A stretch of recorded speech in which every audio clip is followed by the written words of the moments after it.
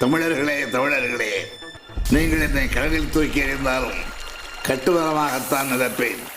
அதில் ஏறி நீங்கள் பயணம் செய்யலாம். கவிழ்ந்து விட மாட்டேன். நான் கலைஞர் கருணாநிதி பேசுகிறேன். நான் 1924 ஜூன் 3ஆம் தேதி திருக்குவளை என்னும் ஊரில் பிறந்தேன். என் தந்தை முத்துவேலார், என் தாய் அஞ்சுகமம்மாள். என் இயற்பெயர் முத்துவேல் கருணாநிதி. சிறுவயதிலேயே சமூக சீர்திருத்த சிந்தனைகள் என்னுள் எழுந்தன. 14வது வயதில் மாணவன் என்ற இதழை தொடங்கினேன்.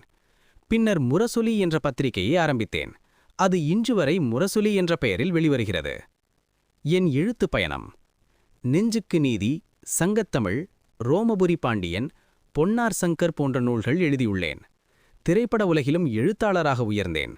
பராசக்தி போன்ற படங்களுக்கு உரையாடல் எழுதி தமிழ் சமூகத்தில் விழிப்புணர்வு ஏற்படுத்தினேன்.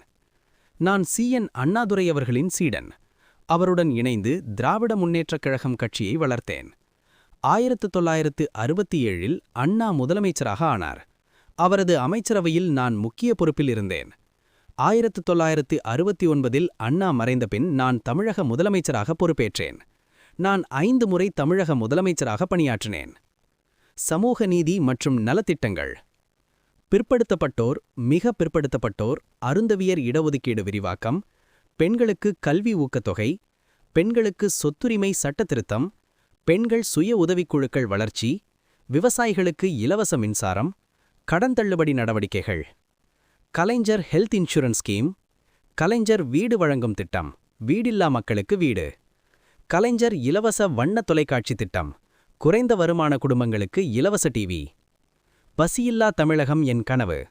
2006இல் 2 ரூபாய்க்கு 1 கிலோ அரிசி திட்டம் ஆரம்பித்தேன். பின்னர் அது 1 ரூபாய்க்கு 1 கிலோ அரிசி வழங்கும் திட்டமாக மாற்றப்பட்டது. இது பொதுவாக 1 ரூபாய் அரிசி திட்டம் என அழைக்கப்பட்டது. 1938ஆம் ஆண்டிலிருந்தே இந்தி திணிப்புக்கு எதிராக குரல் கொடுத்தேன். 1965ஆம் ஆண்டு அது பெரும் மக்கள் எழுச்சியாக மாறியது. எந்த மொழிக்கும் நான் எதிரி அல்ல. ஆனால் என் தாய்மொழி தமிழின் உரிமை பறிக்கப்படுவதற்கு நான் ஒருபோதும் அமைதியாக இருக்க மாட்டேன். தமிழுக்கு செம்மொழி அந்தஸ்து கிடைக்க நான் பாடுபட்டேன். பல பல்கலைக்கழகங்களில் கௌரவ டாக்டர் பட்டம், உலக தமிழ் மாநாடுகளில் சிறப்பு கௌரவங்கள். மக்களால் வழங்கப்பட்ட கலைஞர் பட்டமே என் மிகப்பெரிய விருது. 2018 ஆகஸ்ட் 7ஆம் தேதி சென்னையில் உடல்நிலை குறைவால் உயிரிழந்தேன். என் உடல் மெரினா கடற்கரையில் அண்ணா நினைவிடத்துக்கு அருகில் அடக்கம் செய்யப்பட்டது. என் வாழ்க்கை அரசியலுக்காக மட்டுமல்ல, தமிழுக்காக, சமூக நீதிக்காக.